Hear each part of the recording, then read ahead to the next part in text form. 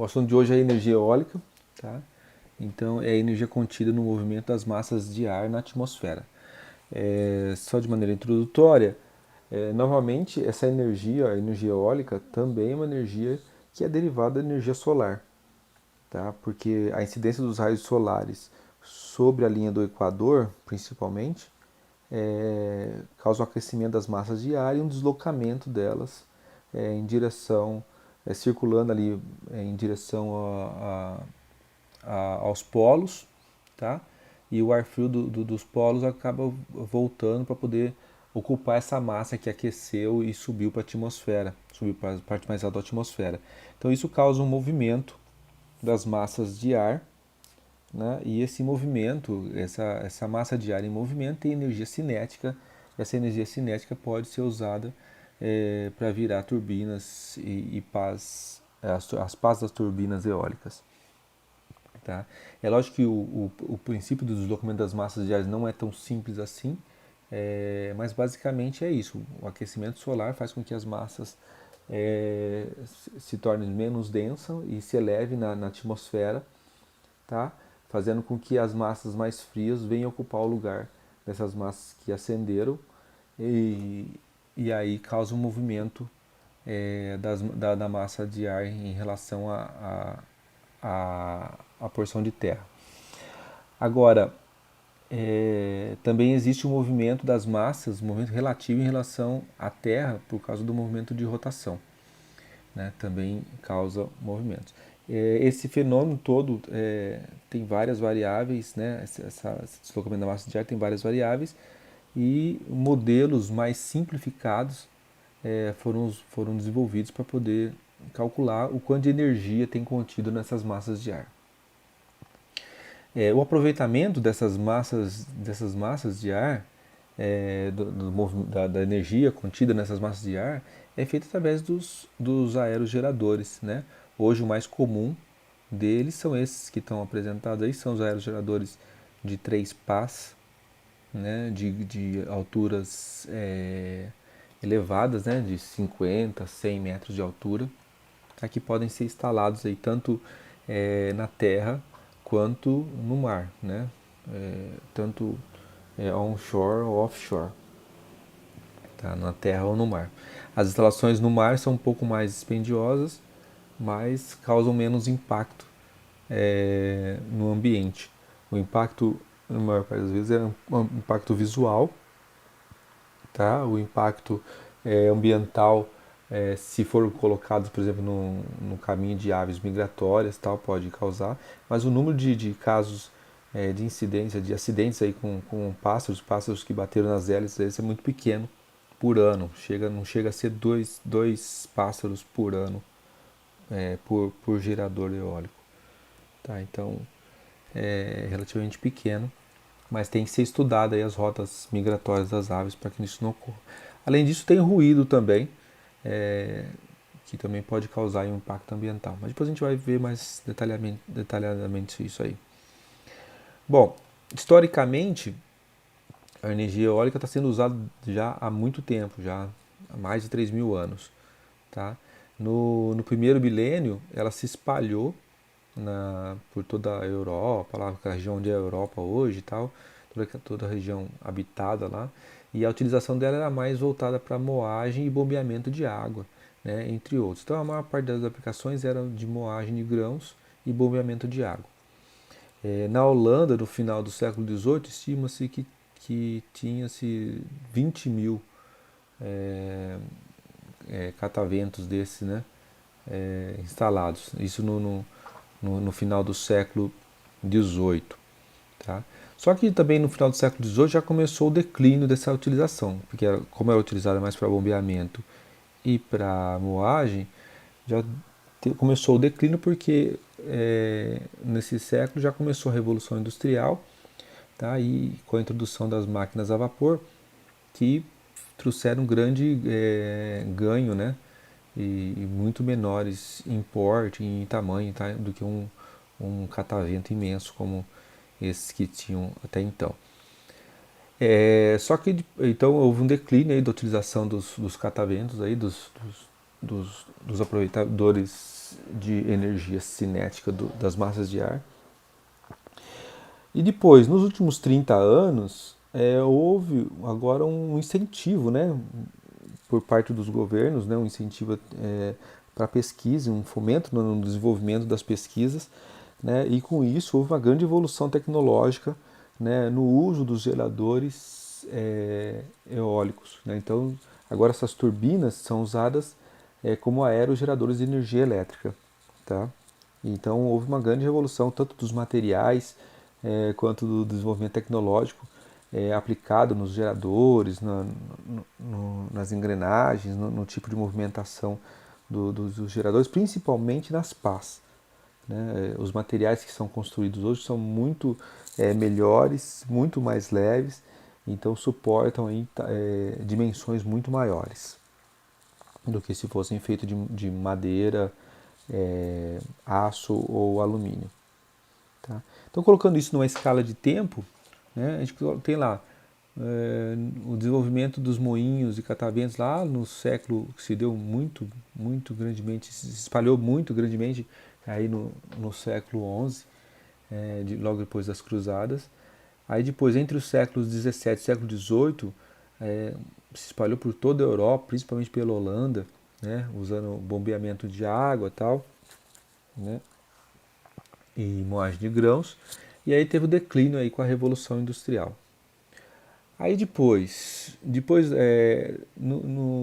1900 para cá, começou e os países começaram a pensar na reutilização dessas turbinas já em grande porte. Então, tem uma participação dos países aí em pesquisas com aerogeradores de grande porte.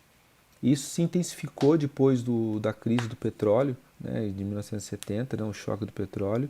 Né, e aí os países começaram a, não podemos depender só de energia fóssil, né, precisamos de uma fonte de energia renovável, mais limpa e tal. E aí começou todas as pesquisas. Um reforço foi com o acidente de Chernobyl, da usina termoelétrica nuclear de Chernobyl, tá? Que causou foi um desastre ambiental de nível mundial, né? A radiação chegou no mundo todo. E aí isso mais ainda cresceu aí a entrada, principalmente da indústria alemã, no desenvolvimento de aerogeradores de grande porte. Né? E aí começou a fazer essas turbinas aí dos megawatts. Bom, as turbinas normalmente eram construídas de madeira, né, no início, depois passou aí para o aço, depois para o alumínio, e hoje a gente tem aí as fibras de carbono, fibra de vidro e poliéster, né, que são materiais muito mais leves e que suportam dimensões muito maiores. Nas turbinas de eixo horizontal, nós temos aí várias configurações. Né? Tem, por exemplo, turbina de uma única pá, que tem um contrapeso para poder fazer o balanceamento. Tem de duas hélices, de três, né, quatro. Depois começa as de múltiplas, né, até chegar às mais que a gente costuma ver muito na área rural, as de múltiplas pás que são usadas para bombeamento de água. Mas nos aerogeradores de energia elétrica, o mais comum hoje são as horizontais, né, de 3 pás.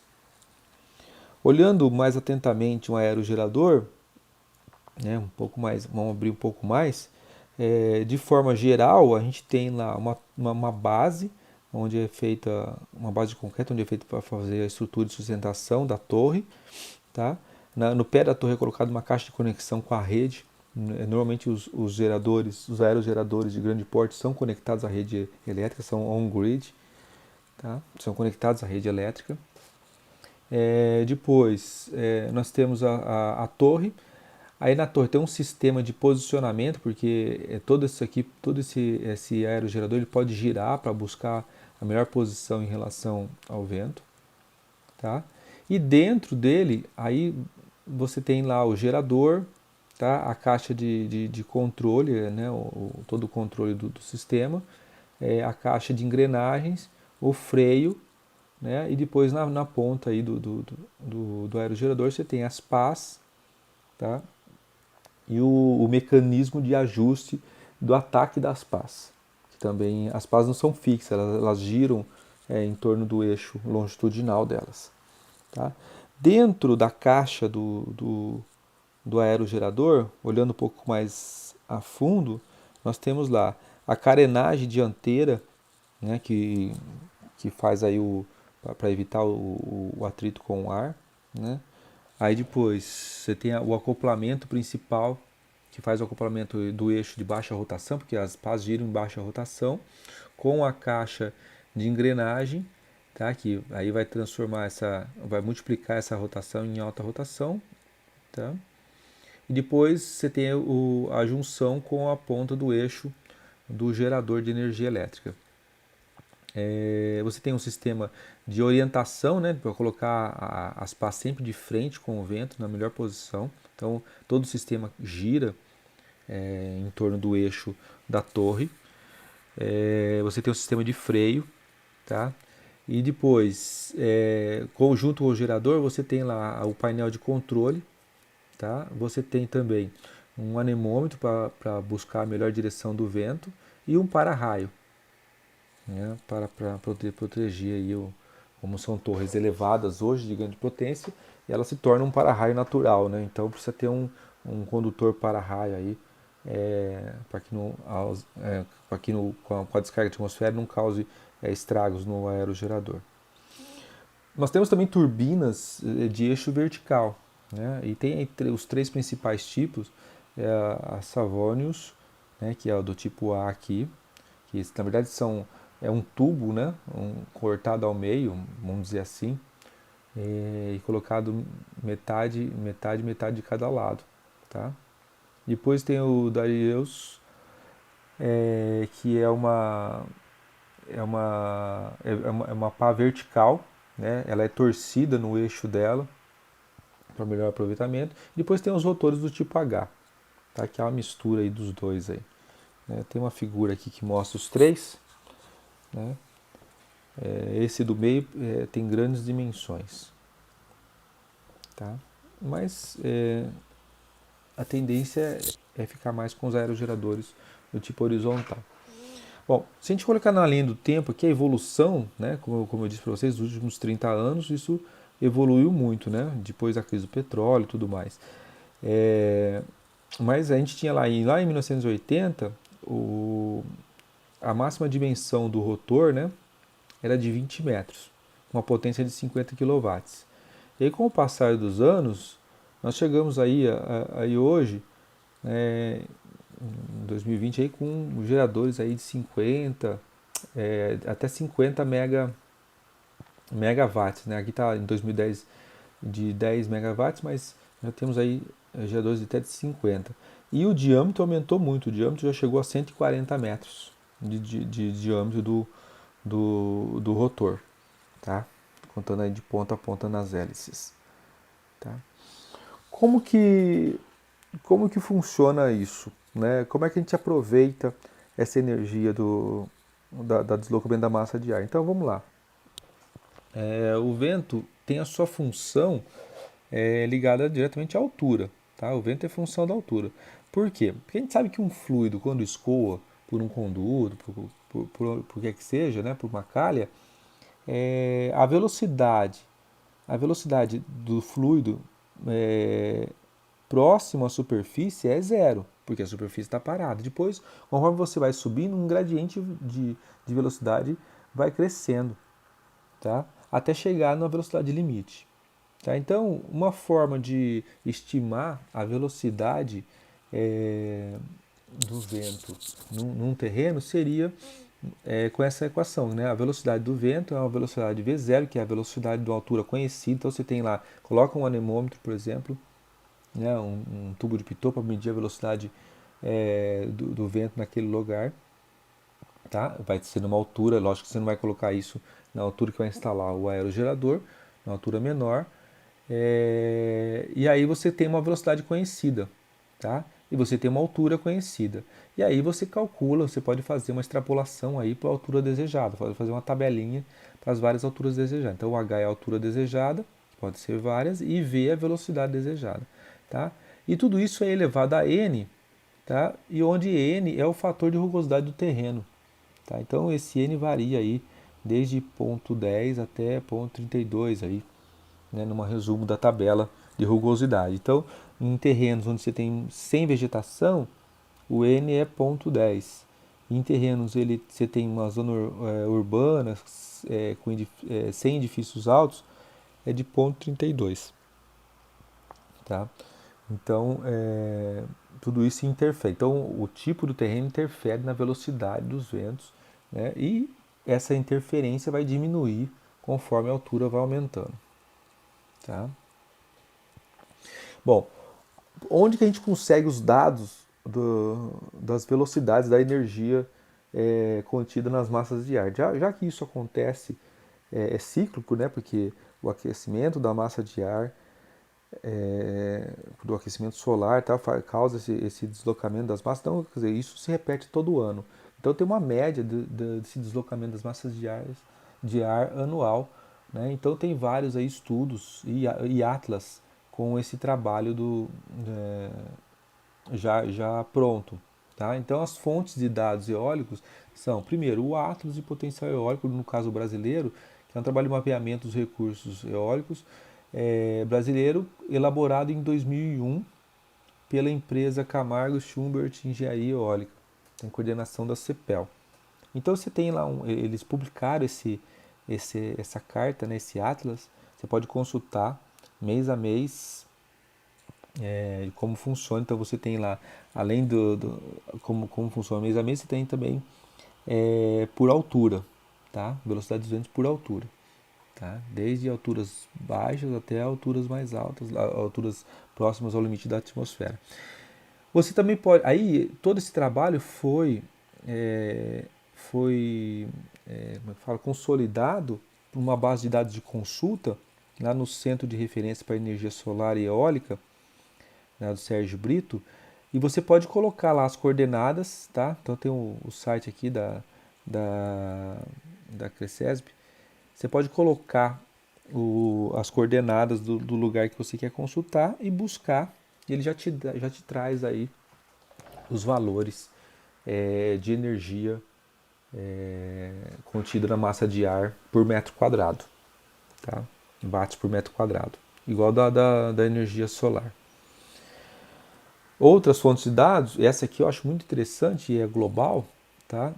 É o feito pela Solar Wind Energy, que fornece acesso aí a dados de qualidade. Na verdade, ele não é só da velocidade das massas de ar, ela tem vários dados contidos aí no site dessa, desse grupo de pesquisa. Tá? E essas informações também foram sistematizadas lá dentro do Global Atlas. Da mesma forma da energia solar, você pode constatar também da energia eólica. Tá? E aí depois você coloca lá as coordenadas, né, a localização, e aí você tem a velocidade, aqui uma escala de cor, também você pode selecionar também por uma escala de altura, a 10 metros, 50 metros, 100 metros, 150 e 200 metros. Tá? É uma forma de consultar aí, ter esse mapa. Você não precisa ir no local e ficar medindo, colocar um anemômetro e ficar medindo a velocidade do vento, né, porque aí já tem essas médias históricas. Muito bem. Como que a gente calcula a potência de uma turbina eólica? A potência elétrica gerada, né, que a gente vai chamando de PE, vai ser, na verdade, uma junção aí do que a gente conhece de energia cinética, né, com a área da massa de ar, o volume da massa de ar, desculpa, né, e a velocidade da massa de ar. Então, vai ser aqui meio do ρ, onde ρ é a densidade, o A é a área, V ao cubo aqui, se V ao cubo é a velocidade do vento, né, depende da velocidade ao cubo, e N é o rendimento da máquina. Tá? O Ni, aqui é o rendimento da máquina. Então, na prática, a potência fornecida por uma turbina eólica em função da velocidade do vento é determinada por curvas de potência da turbina. Tá? Então, aqui a gente tem a equação, né, mas normalmente ela é determinada por essas curvas da potência gerada em função da velocidade. Tá? E nessa curva você tem lá o VE, que é a velocidade a partir da qual a turbina começa a produzir. Essa tensão conforme vai girando as pás, vai aumentando a tensão elétrica, vai gerando, até chegar ao ponto do Vn, que é a tensão nominal. Tá? A partir daí, ela começa a gerar uma tensão útil, que seja suficiente para poder alimentar os inversores, por exemplo, e transformar, se for corrente contínua, transformar isso em corrente alternada, ou conseguir conectar isso à rede elétrica.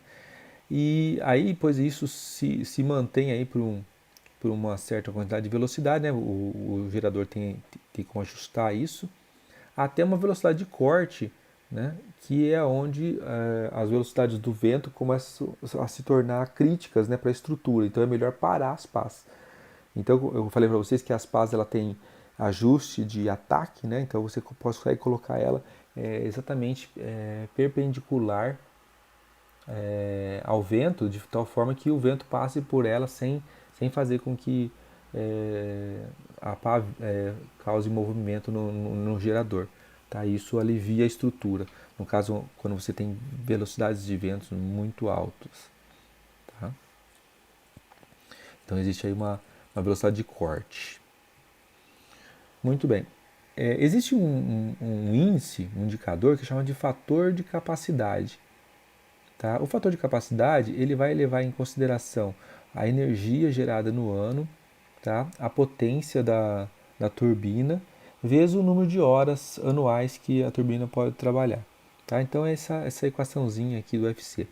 É interessante notar que esse fator de capacidade, se você pegar uma turbina e colocar, por exemplo, aqui em Avaré, não vai ser, esse fator de capacidade não vai ser o mesmo se essa turbina for colocada, por exemplo, lá em, sei lá, em Natal, né? Porque depende muito do local, das velocidades de ventos do local e tudo mais, e do quão perene são os ventos, né? Da regularidade dos ventos. Mas os valores típicos para esse índice são valores entre 35% e 45%. Tá? É um fator de capacidade de produção de energia elétrica. Né?